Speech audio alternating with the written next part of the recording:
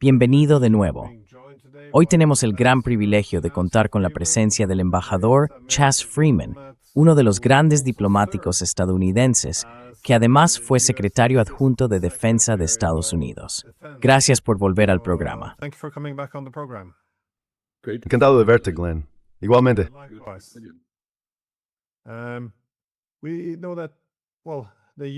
Sabemos que Estados Unidos e Irán están atacándose de nuevo. Trump vuelve a amenazar con eliminar a Irán. Vemos que Israel y el gobierno del Líbano firmaron un acuerdo que, al menos según los medios israelíes, se celebra como si preparara el terreno para una guerra civil dentro del Líbano. Todo esto ocurrió muy poco después del memorando de entendimiento, del que se nos dijo que pondría fin a esta guerra y traería la paz a Oriente Medio. Entonces, ¿qué se dio mal? Y si Irán se dije todo esto.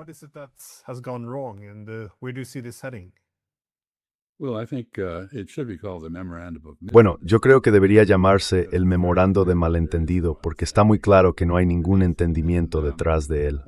Y Donald Trump, o bien ha olvidado lo que contiene, quiero decir, él lo firmó, o no lo entendió desde el principio, o simplemente está haciendo lo que suele hacer, que es volver a negociar lo que aparentemente ya había aceptado.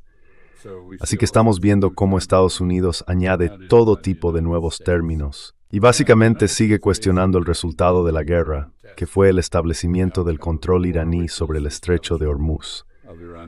El memorando de entendimiento dice que los barcos podrán salir del estrecho bajo acuerdos gestionados por Irán.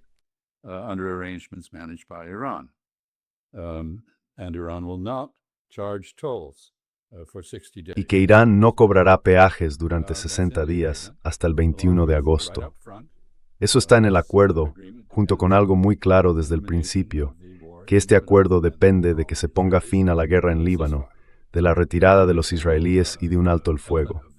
Así que cada uno de los elementos de este pacto, las bases mismas sobre las que Irán debía abrir el estrecho, han sido violadas por Israel, por Estados Unidos o por ambos. Lo que hemos visto en el estrecho de Hormuz es un intento de fingir que Estados Unidos y la Marina Británica pueden controlarlo, sacando petroleros sin respetar los procedimientos que Irán había establecido, y que el memorando de entendimiento parecía reconocer.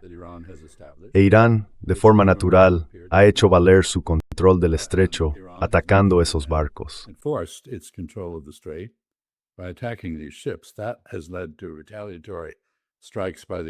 Eso ha llevado a ataques de represalia por parte de Estados Unidos, primero a un nivel básicamente simbólico y más recientemente a un nivel mucho más duro. Y eso a su vez ha provocado ataques iraníes contra bases estadounidenses en Kuwait y Bahrein, que parecen haber sido bastante graves por la cantidad de daños que causaron. Aunque como siempre, la censura y la naturaleza servil de la prensa occidental han mantenido los hechos en la oscuridad. Así que, en esencia, estamos viendo una demostración de que este llamado memorando de entendimiento, que en realidad es solo un acuerdo para intentar llegar a un acuerdo, no un acuerdo en sí mismo, no está en vigor. Está en marcha un proceso de represalias mutuas. La supervivencia del memorando está en duda.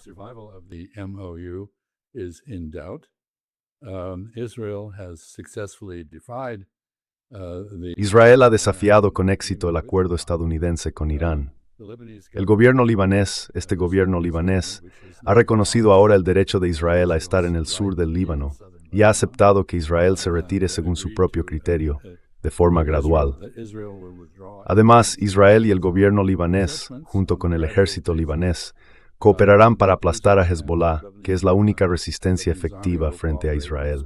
Este gobierno será recordado con el mismo cariño con el que los franceses recuerdan al mariscal Pétain.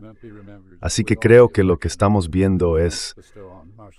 Bueno, no estoy seguro de que pueda llamarse un desmoronamiento, porque no estoy seguro de que hubiera algo realmente unido desde el principio.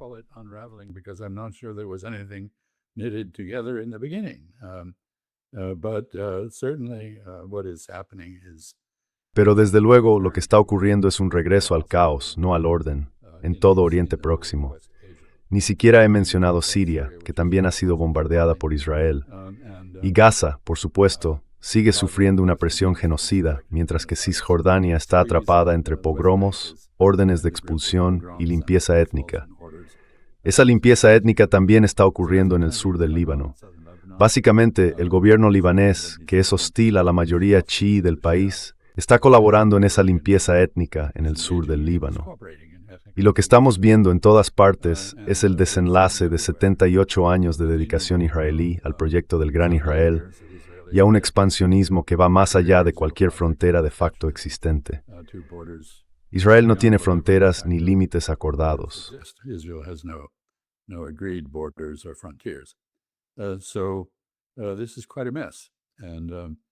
Así que esto es un buen lío.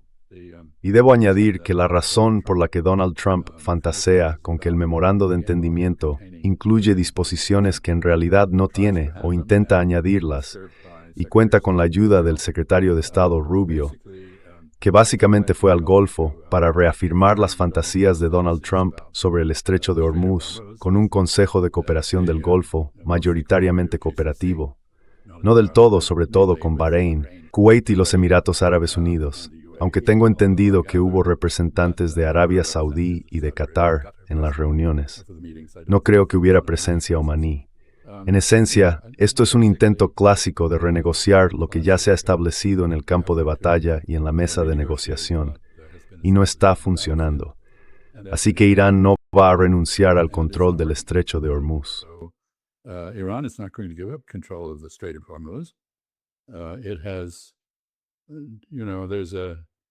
Existe, ya sabes, un departamento jurídico en el Ministerio de Asuntos Exteriores de Israel que, como es bien conocido, declaró que el derecho internacional avanza a través de sus propias violaciones, que las violaciones de la ley establecen nuevas bases para las normas jurídicas, e Irán ha establecido potencialmente una de esas normas en el Estrecho de Hormuz.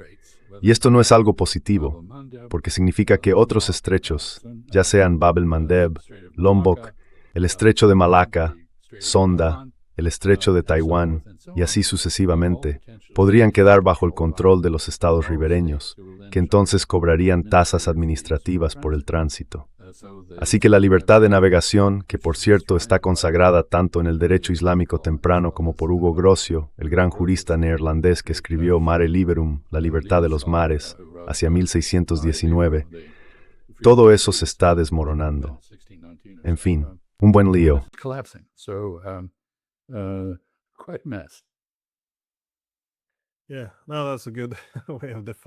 Sí, es una buena forma de definirlo. Pero creo que la mayoría de la gente se da cuenta de que el memorando de entendimiento no se iba a cumplir necesariamente. Es decir, Trump expresó su necesidad de sacar el petróleo y aceptó unos términos que parecía muy poco probable que fuera a cumplir. De hecho, ya estaba discutiendo esos puntos, incluso mientras se ponían por escrito. Así que, supongo que ignorar el resto era algo previsible. Pero entonces, ¿cómo entiendes la reanudación de los ataques entre ambas partes? ¿Sería esto Estados Unidos intentando, sí, como decías, renegociar, es decir, castigar a Irán si intenta, seguir las partes del memorando que le interesan y esperar que no haya represalias? ¿O crees más bien que ya no van a poder poner fin a la guerra? ¿O todavía hay un camino de vuelta hacia el alto el fuego?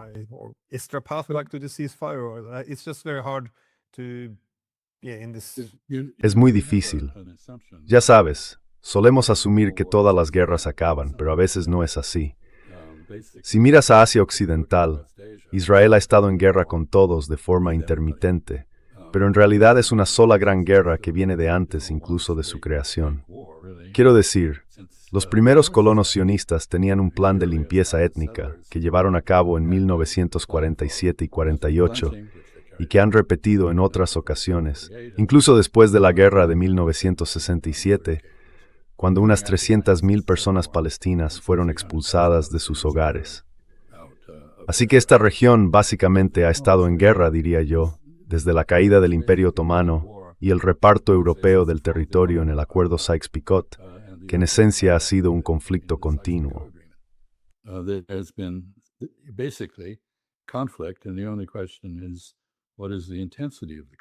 La única pregunta es, ¿cuál es la intensidad del conflicto?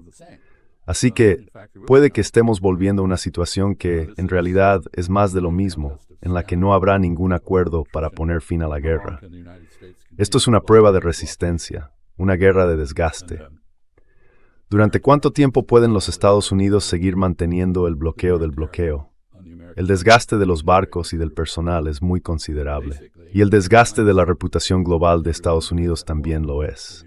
En el fondo, lo que une a todos los que están en guerra con Estados Unidos, ya sean Hamas, Hezbollah, los rusos, los iraníes, los venezolanos o los cubanos, es la conclusión de que Estados Unidos es incapaz de llegar a acuerdos.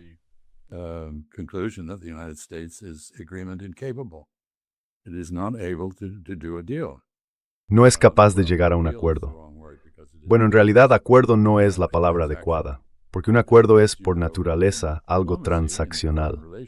Y como sabes, en diplomacia, en las relaciones internacionales, cada negociación no trata solo de una transacción, sino de una relación. Estados Unidos, al parecer, no entiende eso. Y por tanto, tú imagina que puede abordar las terroristas de guerreros y moldes en los tratan con los propietarios o los edificios en Nueva York. Así que, si quieres rehabilitar una propiedad, desalojas a los inquilinos. Sabes, eso es limpieza étnica. En realidad, si quieres hacer un trato, lees El arte del trato, escrito por Donald Trump, no el que Andy Borowitz atribuyó a Mustafa Jamenei. No sé si lo viste, pero Andy Borowitz, que es un genio del humor en Estados Unidos y que además vive en Nuevo Hampshire, aunque yo nunca lo he conocido, dijo en tono de broma que Mustafa Jamenei había ganado un importante premio literario por una nueva obra titulada El arte del trato. El argumento principal era que, para ganar en una negociación, siempre tienes que negociar con un idiota. Y quizá eso es exactamente lo que está pasando. Tal vez no haya nada más profundo que eso, porque no hay constancia. La palabra de Estados Unidos ya no vale nada. La firma de Donald Trump, tan recargada como es, hecha con un rotulador grueso, podría ser perfectamente tinta invisible.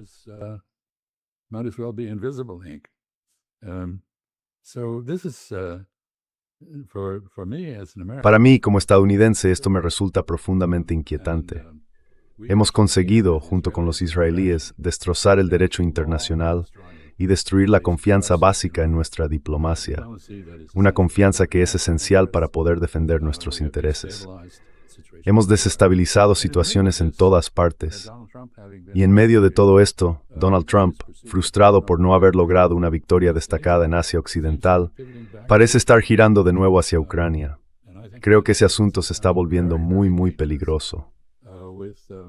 Ahora, con los países europeos privados del suministro de armamento estadounidense, están desarrollando sus propios medios para ayudar a Ucrania a realizar ataques de largo alcance dentro de Rusia, bajo la suposición, que creo que se demostrará equivocada, de que gozan de inmunidad frente a represalias.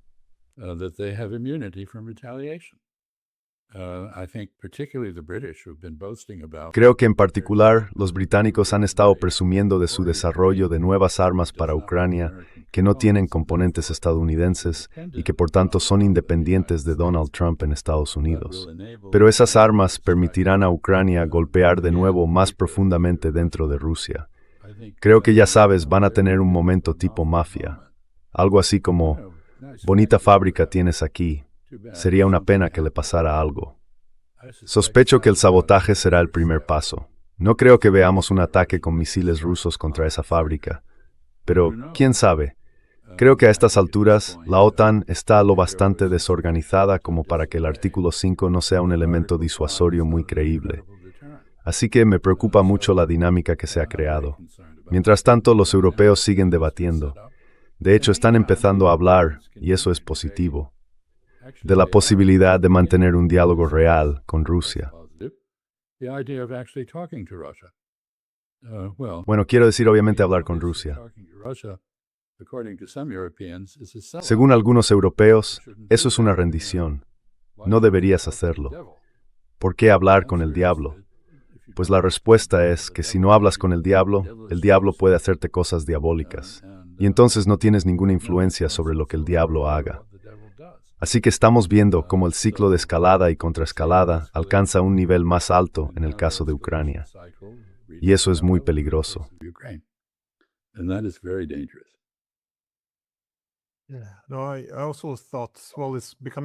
También pensé, bueno, ahora se está volviendo imposible para Rusia no responder.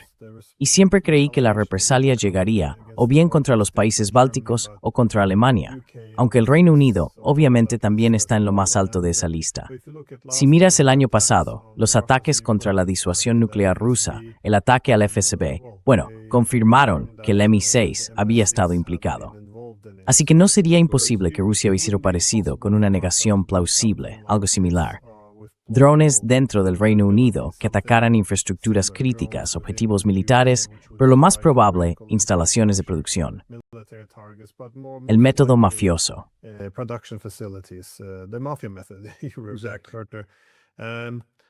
Exacto. Pero en general, la comparación entre Rusia e Irán es que ambos están siendo preparados por Occidente para lo que parece una guerra sin fin. Una guerra de baja intensidad, bueno, no tan baja en el caso de Rusia, pero quieren mantenerla en un nivel en el que el tiempo juegue a favor de la OTAN. Es decir, la capacidad de ir degradando poco a poco no solo a Rusia, sino también a la economía iraní. En cualquier guerra o guerra de desgaste, se mide cuánto dolor puede soportar cada bando. Pero aquí me pregunto, ¿hasta qué punto está Irán dispuesto a ceder ese tipo de control a Estados Unidos?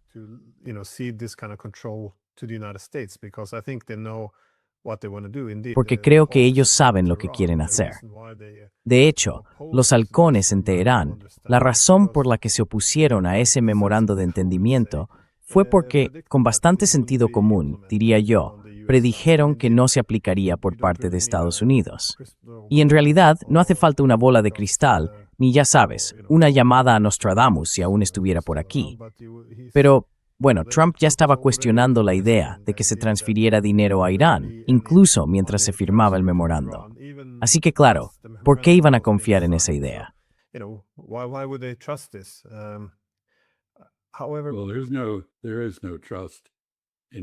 Bueno, no hay confianza en ninguna de estas dinámicas. Permíteme hacer algunos comentarios, si me lo permites. Primero, no creo que las guerras eternas sean una estrategia. Creo que son el resultado involuntario de la falta de estrategia. Es decir, no hay objetivos claros. Y los objetivos que se plantean no son viables, son objetivos de fantasía. Esos objetivos están dentro de un caleidoscopio que cambia a cada momento, cada vez que se gira. Así que no hay prioridades establecidas. Por eso las metas se mueven durante la guerra. Siempre se puede encontrar una excusa para continuarla. No hay una estrategia para poner fin a la guerra, porque no hay objetivos claros ni criterios para medir el progreso.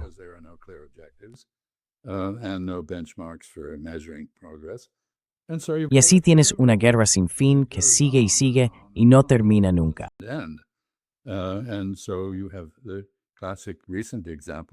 Y ahí tienes el ejemplo clásico y reciente, claro, Afganistán. Nadie pudo explicar nunca por qué seguíamos allí después de la primera incursión punitiva contra los talibanes, que eran los anfitriones de Al-Qaeda. Así que, bueno, ya lo hemos olvidado. Acabamos yendo a la guerra por la educación de las mujeres o algo así. No estaba claro. Una causa noble, sin duda, fuera la que fuera. Pero duró 2 décadas y no produjo nada. Salvo el regreso de los talibanes al poder en Afganistán. Así que esto es una guerra eterna. Creo que necesito una definición, y diría que acabo de darla.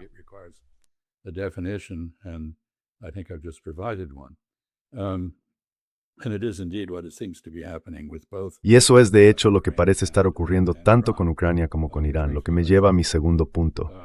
Las Fuerzas Armadas de Estados Unidos y las de Israel, y quizá también la OTAN, es decir, la combinación de fuerzas europeas con fuerzas estadounidenses, todas estas fuerzas están estructuradas para cortas y victoriosas, no para guerras de desgaste.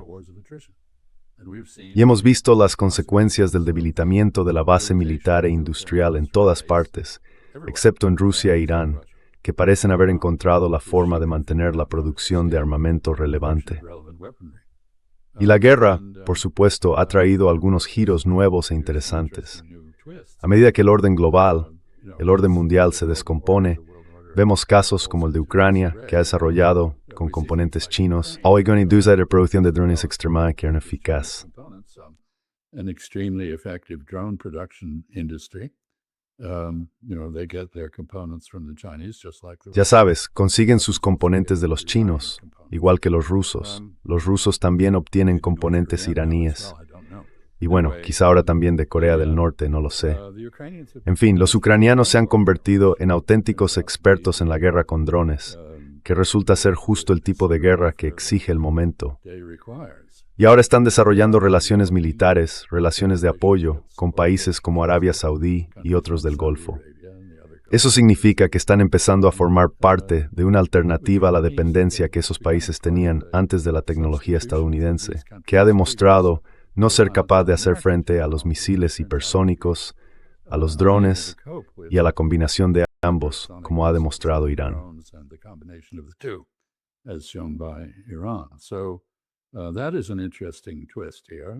Así que eso es un giro interesante. Y claro, dejando aparte la visita de Marco Rubio al Golfo, que básicamente busca redefinir el memorando de entendimiento para ajustarlo a las fantasías de Donald Trump sobre el tema, eso no detiene la conversación que siguen manteniendo los países árabes del Golfo con Irán sobre el futuro del estrecho de Hormuz después del bloqueo estadounidense. Un futuro en el que el control seguirá estando en manos de Irán. No hay forma de quitarles ese control. Así que otra cosa sobre las guerras eternas es que al final resultan inútiles. Y eso es más o menos lo que pasa aquí.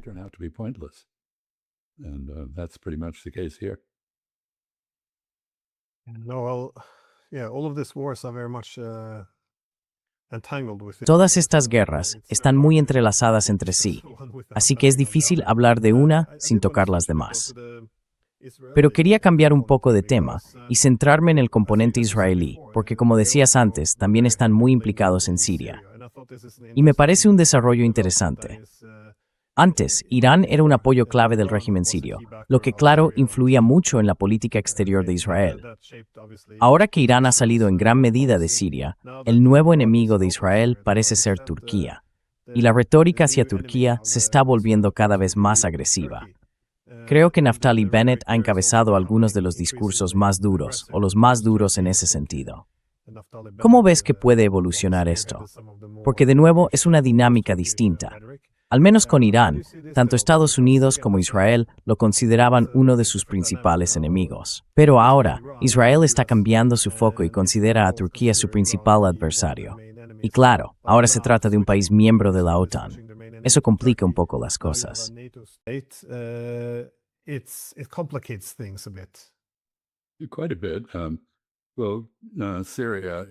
Bastante. Bueno, Siria es un país que está pasando por varias transiciones. Bajo al-Shara, el antiguo al-Gilani, que ahora se ha autoproclamado líder de Siria, está aceptando la exigencia turca de que los kurdos sirios se integren en un ejército nacional, pero en condiciones que eviten un desafío a Turquía por parte de esos kurdos. Mientras tanto, claro, en la propia Turquía, Abdullah Öcalan, el líder del PKK, ha hecho las paces con las autoridades y los kurdos están relativamente tranquilos. Los kurdos del norte de Irak están muy influidos por Israel y al parecer tuvieron un papel en el ataque a Irán. En cualquier caso, o al menos la región lo tuvo.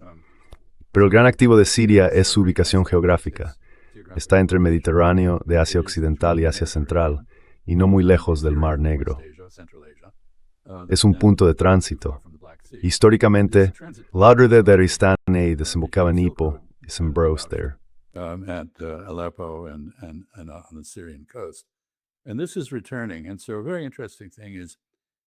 Y esto está volviendo. Así que algo muy interesante es que tenemos un gobierno iraquí que en muchos aspectos está muy alineado con Irán, dominado por chiíes, y que ahora está haciendo las paces con los sirios. ¿Por qué? Porque el cierre del estrecho de Hormuz privó a Irak del 90% de sus ingresos, que dependían en un 90% de las exportaciones de petróleo. Y esas exportaciones se detuvieron. Entonces, ¿cómo exporta ahora Irak su petróleo? Lo hace por tierra, a través de Siria. Y con el tiempo habrá algún tipo de oleoducto, como lo hubo en el pasado, que permitirá sacar mucho más volumen de petróleo iraquí por esa vía. Por supuesto, Irak también está exportando a través de Turquía. Y mientras tanto, como decías, hay una rivalidad constante, una rivalidad estratégica y geopolítica entre los kurdos, los israelíes y los turcos que se está desarrollando en Siria, no tanto en el Líbano.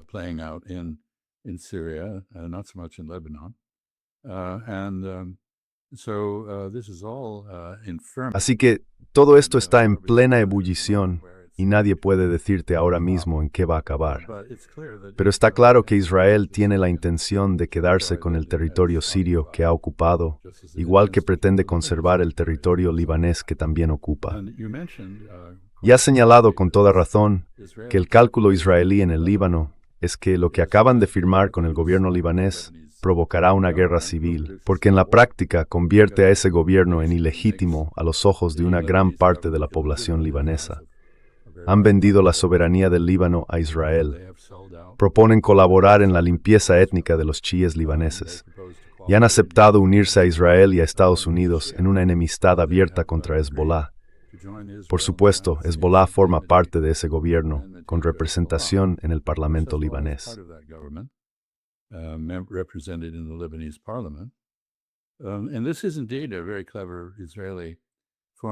Y esta es, de hecho, una fórmula israelí muy astuta para provocar una guerra civil, que por supuesto ayudará a Israel a consolidar su posición en el Líbano y traerá aún más sufrimiento a los libaneses. Además, por cierto, también podría provocar una nueva oleada de refugiados hacia Europa, como ocurrió con Siria, que dejó amplias zonas despobladas. Y ahora podríamos ver que el Líbano produce un resultado muy parecido. Así que todo esto son desarrollos muy negativos, con incentivos muy peligrosos. Y además tenemos no exactamente una ruptura, pero sí una fractura abierta en algunos aspectos entre Estados Unidos e Israel. Es la primera vez que ocurre algo así desde que la administración de George H.W. Bush retiró las subvenciones a Israel por el tema de los asentamientos en Cisjordania. Pero esto es mucho más grave. No está claro exactamente qué ha retenido Estados Unidos a Israel.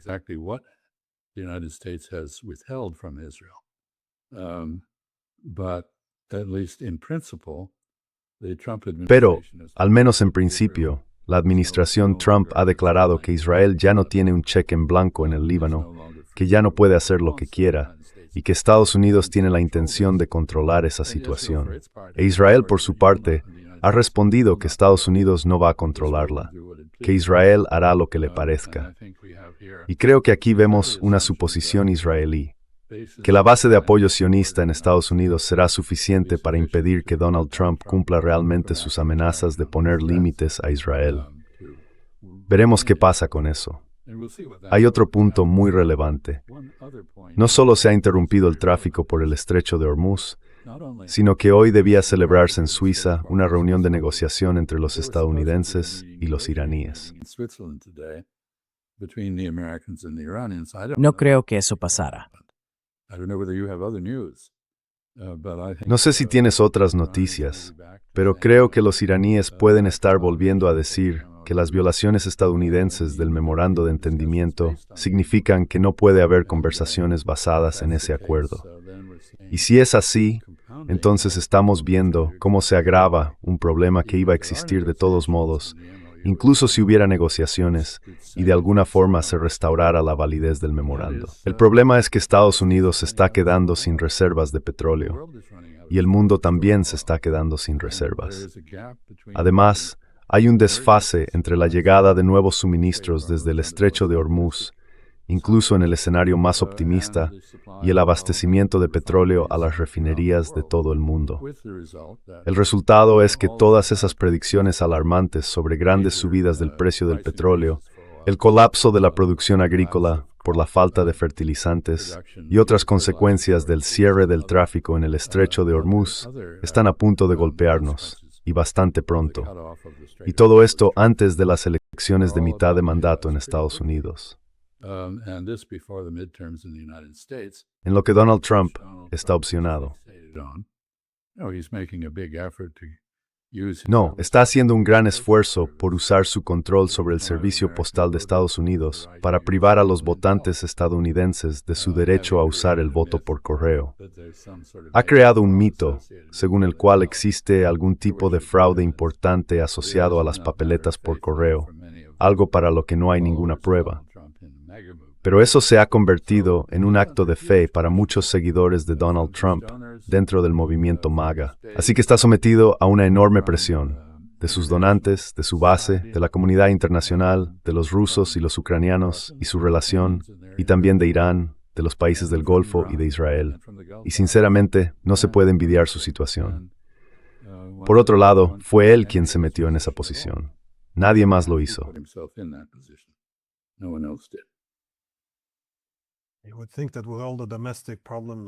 Uno pensaría que, con todos los problemas internos, con Oriente Medio en llamas y la reanudación de la guerra con Irán, quizá este no sería el mejor momento para que Estados Unidos profundizara su implicación en la guerra por poderes contra Rusia. Pero sí, al parecer, esa también es una decisión que se está tomando. Sobre Israel, coincido con tu valoración. Creo que lo que hicieron en Líbano fue bastante astuto. No lo digo en un sentido moral, sino simplemente porque, en la práctica, externalizaron la destrucción del país. ¿Por qué cargar eso sobre los hombros del ejército israelí? ¿Por qué no provocar una guerra civil? De hecho, parte de ese acuerdo entre el gobierno libanés e Israel implicaba que el gobierno y los soldados libaneses empezaran a retirarse del sur. Y cuando comenzaron las protestas en Líbano, esos mismos soldados, en lugar de proteger a su país de Israel, gand smor para silestrar a sus ciudadanos.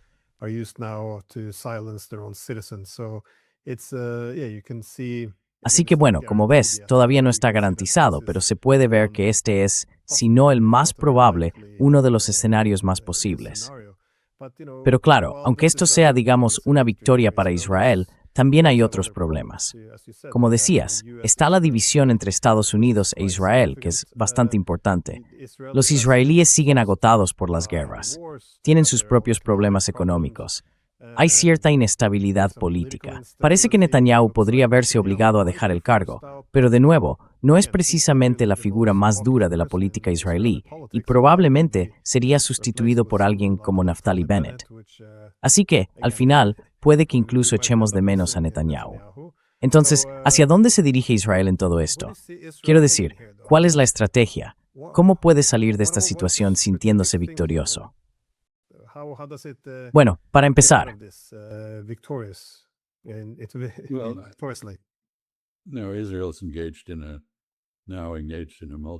Israel está ahora inmersa en una guerra de desgaste en varios frentes.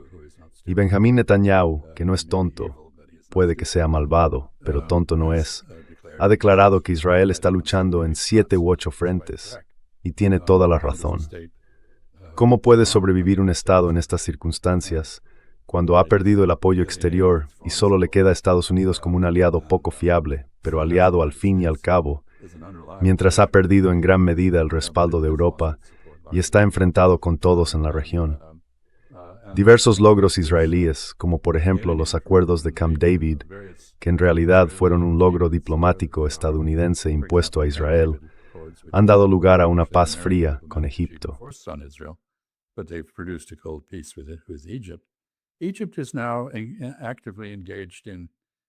Egipto mantiene ahora una cooperación militar activa con Turquía, la misma Turquía que Naftali Bennett considera un enemigo.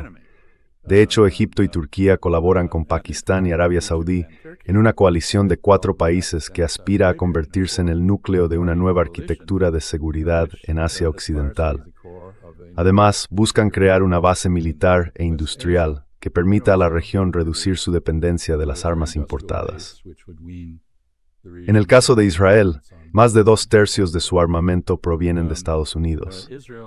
Y los tan elogiados sistemas israelíes de interceptación de misiles, cúpula de hierro, onda de David y flecha, son todos desarrollos conjuntos con Estados Unidos y financiados por el contribuyente estadounidense.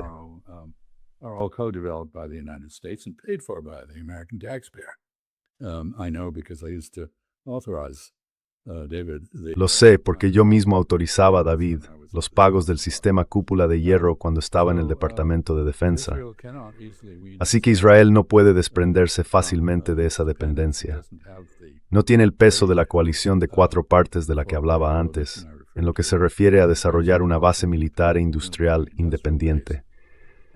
No creo que los rusos, que podrían ser una fuente alternativa de suministro, ni los chinos vayan a sustituir a Estados Unidos en el apoyo a Israel. Europa en sí misma es mucho menos que la suma de sus partes. Incluso los alemanes empiezan a titubear en su apoyo a Israel. Hay una emigración generalizada. No sabemos cuánta procede de Israel.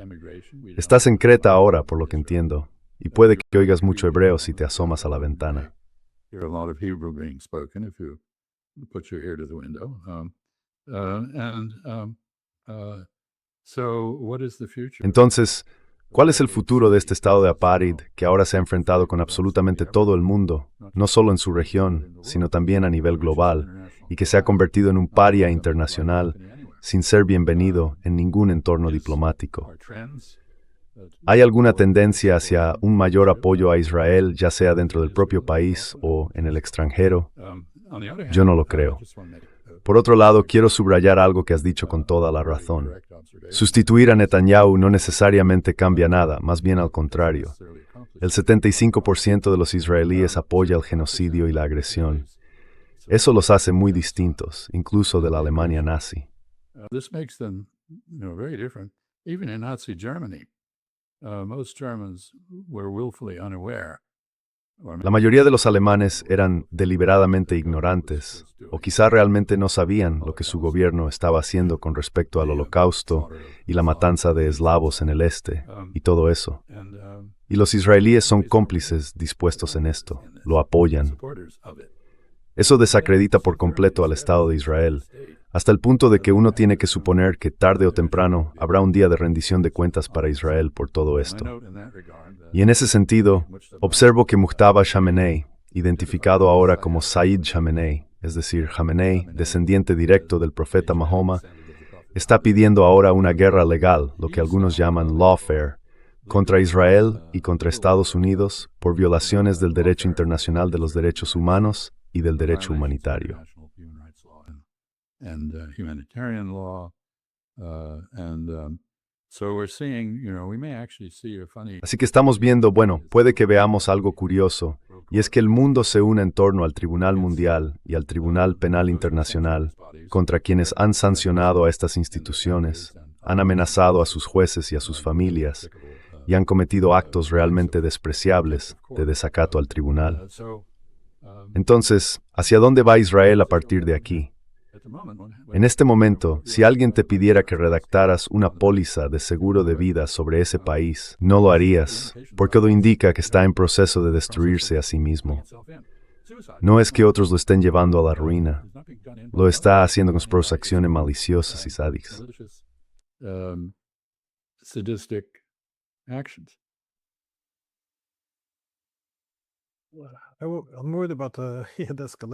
Me preocupa la escalada del caos aquí, porque sigo insistiendo en que es una ilusión pensar que podemos controlar esa escalada, que de alguna manera podemos gestionar este caos, este conflicto con los rusos, con los iraníes, que podemos mantener la paz, escalar cuando queramos y desescalar si hace falta. Creo que eso es lo que va a provocar un desastre, porque se va a demostrar que es falso. Y vi en el New York Post, ellos citaban a medios iraníes vinculados a la Guardia Revolucionaria. No comprobé la fuente original, pero mencionaban que esos medios iraníes estaban diciendo que, en fin, ahora sí necesitan un arma nuclear. Por supuesto, los estadounidenses no van a aceptar eso. No van a aceptar ningún tipo de paz.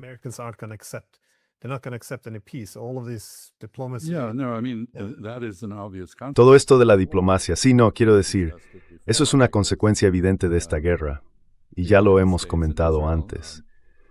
Porque Estados Unidos e Israel asesinaron a los líderes que más se oponían a las armas de destrucción masiva, dejando en su lugar a dirigentes que están a favor de ellas, porque las consideran necesarias, igual que hizo Corea del Norte en respuesta a la presión máxima que sufrió. Eso forma parte de todo esto. Pero quiero hacer un punto más fundamental. Coincido contigo en que las perspectivas de sacar las castañas del fuego en este caso no son buenas. Y es que no hay un proceso de política real en Washington. Washington ha sido el hegemón global que mantenía todo unido, que daba estabilidad al mundo. Muchos dirían que Estados Unidos lo hizo de formas muy cuestionables, pero estaba por encima del mundo como un coloso.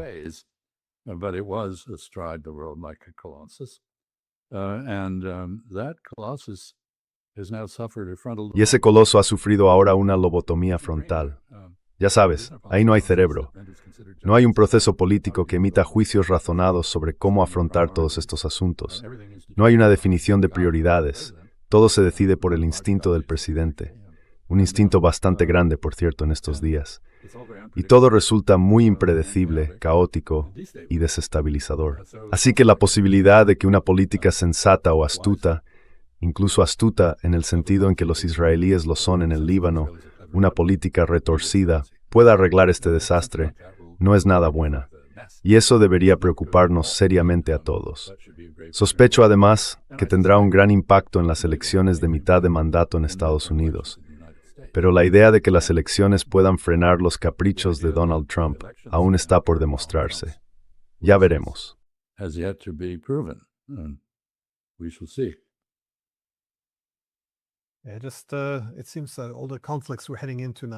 Parece que todos los conflictos hacia los que nos dirigimos ahora son totalmente previsibles. En el colegio aprendimos cómo nos metimos casi dormidos en la Primera Guerra Mundial, pero ahora da la sensación de que el camino está trazado con bastante claridad. De nuevo, esos medios iraníes, los sectores más duros en Irán, decían que no hay diplomacia posible con Occidente. No es que hayan ganado, no han conseguido pasar del argumento a la política. Pero claramente, se nota que tienen el viento a favor. Son ellos los que están siendo confirmados por los hechos. Y tengo la misma impresión con Rusia. Allí también se ve a algunos halcones del Kremlin preguntándose, ¿para qué seguimos hablando con los estadounidenses? No tiene sentido, dicen, mientras intentan mantener conversaciones con los europeos.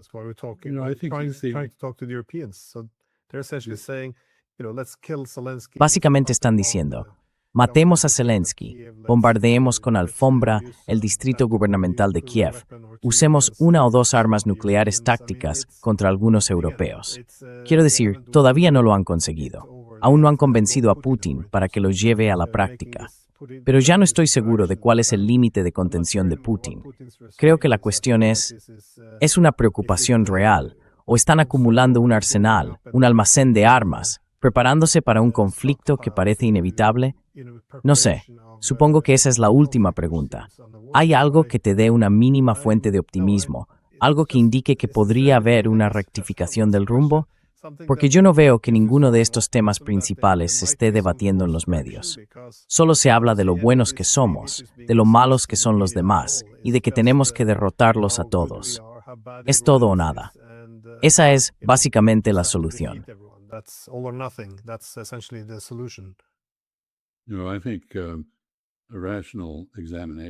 No, creo que un examen racional de los hechos demostraría que el uso exclusivo de la fuerza, de medios militares para alcanzar objetivos, es contraproducente.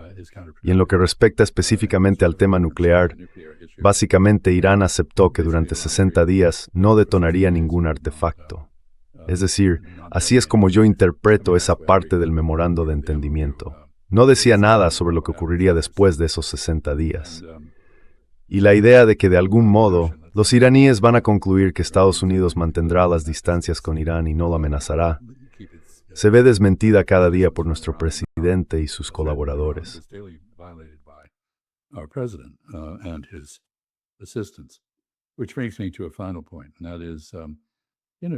Y eso me lleva a un último punto. Y es que, irónicamente, cada vez que Ucrania lanza un ataque profundo dentro de Rusia, refuerza el argumento ruso de que una presencia hostil en Ucrania representa una gran amenaza para el Estado ruso, que la Federación Rusa no puede tolerar con seguridad una fuerza extranjera, ya sea bajo la OTAN o bajo cualquier otro marco en territorio ucraniano, que eso en realidad es una amenaza intolerable. Y por supuesto, eso fue lo que originó esta guerra, esa percepción rusa alimentada por, Y claro, recuerdo a la gente que históricamente los rusos tienen motivos para preocuparse por ataques procedentes de sus vecinos. Worry about attacks from their neighbors. Both the French and Germans have invaded Russia. Tanto los franceses como los alemanes han invadido Rusia, y en ambos casos con resultados terribles para los rusos, y al final también terribles, al menos para los alemanes. Ya sabes, los mongoles lo hicieron antes. Rusia parece haber hecho las paces con los mongoles y con los chinos, que en aquel momento formaban parte del imperio mongol. Pero afirmar que la historia demuestra un deseo ruso de invadir Europa occidental, en lugar de perseguir ejércitos en retirada hacia Europa, es realmente algo sorprendente. Y ese parece ser el mito que guía la diplomacia europea en este momento. Bueno, política exterior, no tienen diplomacia. Así que no veo ningún rayo de esperanza para una resolución satisfactoria de los distintos focos de caos que hemos desatado. No la veo. Chaos that we have unleashed? No, I do not. Yeah, that's an important distinction. Sí, esa es una distinción importante lo que has señalado, que la mayoría de las incursiones militares rusas en Europa Occidental han seguido a ejércitos en retirada, en lugar de haber iniciado esos conflictos. Eso es bastante relevante, creo, sobre todo hoy en día, porque, cuando enseñaba estrategia de seguridad siempre insistía en que el punto de partida es la competencia por la seguridad que surge de la anarquía internacional. Por eso, más armas no siempre significan más seguridad. Y si miramos lo que hemos conseguido ahora, quiero decir, tomemos el caso de Irán. No queríamos que tuviera armas nucleares, y ellos tampoco querían tenerlas. Y ahora las tienen.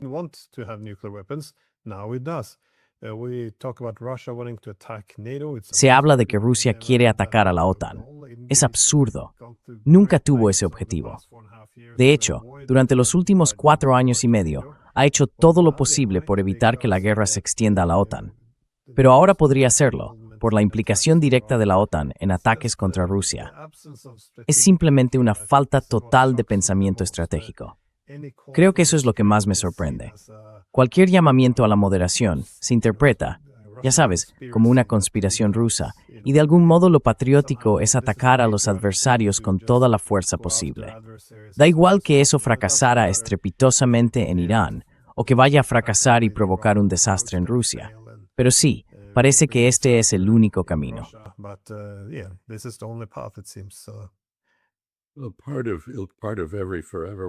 Parte de toda guerra interminable consiste en intentar reforzar el fracaso, es decir, insistir en el error, hacer más de lo mismo, invertir más dinero, como si repetir la misma estrategia fuera a dar un resultado distinto.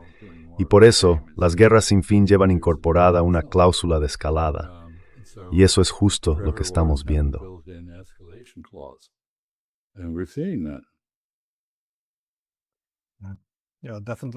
Sin duda, esa ha sido la experiencia en la era posterior a la Guerra Fría.